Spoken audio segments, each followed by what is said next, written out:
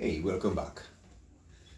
At the end of this video, you should be aware of 5 basic object snaps settings that should be activated before we start drawing. The first one is endpoint. Second one is midpoint. The third and most critical one is object snap on. Fourth one is object snap tracking. Fifth one can be either node, center, quadrant, or intersection. I will explain these in details. Endpoint. What endpoint does, the first and most critical one is object snap on, as if this is turned off, everything else will be deactivated. Basically, none of these will be active if this is off. All right. Endpoint. What endpoint does, endpoint allows us to allow lines to be snapped, object to be snapped at the end of each point when you're drawing. You will notice that when you're drawing a line at the end of the next line, once you reach close to this, a green box pops up. Once you click, it snaps onto the end. That's because end point is on. Midpoint. Midpoint will allow you to snap again at the middle of the line. So if this is activated, once you activate the command and you move towards the center, you will see a triangle popping up. Once you left click there, the object will snap onto that point. And of course, the third one is object snap on. This can be activated from the status bar, and the icon for this looks something like that. I think something like this. This is object snap on or off. This can be snapped on and off by clicking onto the icon down by the status bar. Object snap tracking. Object snap tracking. What this does, this allows the user to start a line at certain distance, at a specific or given distance from the end of a line. All right. Say for example, I wish to draw another line at say 20 millimeters from here.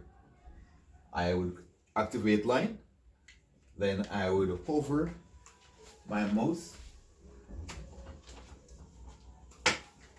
So I would hover my mouse here. Don't click yet, hover my mouse here. When that snap point pops up, I will move across slowly. You should see a broken green line. Once you have done that, the next step is to enter the distance that you want the line to be from there. Once you enter that distance, then you click enter, and the line will start generating from that point. Please note briefly that you must keep this in line. If you move out of line, it will not take effect. So once you're in line, you will see a broken green line running right across like that. Okay. Node, center, and quadrant. Well, these settings are relative to what you're doing. Say for example, if you have created a number of divisions, you will need to turn this on. If that is not turned on, you will not be able to snap onto the points. Say for example, you divide this line into 5 equal parts.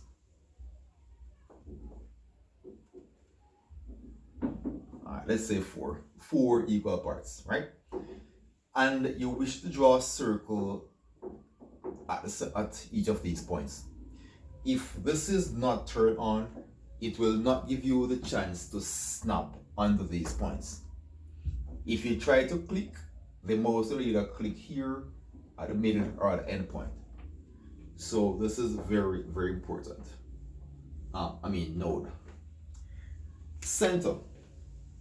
Center is also important. So for node, you will, in most cases, you only activate node if you know that you're gonna be using like that command basically. So it is recommended that you only activate commands that you know you'll be using, because they tend to cause some problem.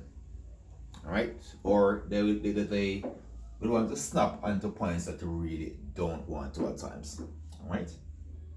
Center. Center is important when you have a circle, right? So if this is not turned on and you wish to snap onto the center of the circle, it will not allow you to. All right? It will not allow you to. So for example, you wish to draw a line from here to here. Draw this line. To be able to snap onto the center, you would first activate line. When it says specify the first point, you would then move towards the center. Then left click. Right? You would then move towards the center. As you move towards the center, you would see the center mark popping up. Once you left click and drag, it will snap onto that point. So that's the purpose of center.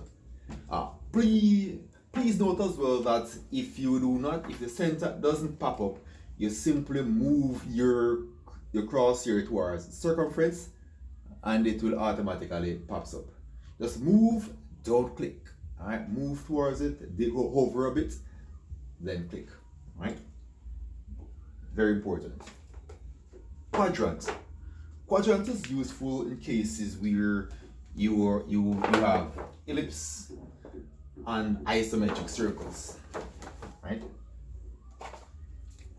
What quadrant does, it creates four additional points. One here, and then on my diamond in shape, one here, one there, one here, one here. So if you're drawing an isometric block, which requires an isometric circle, you will need to turn on quadrant.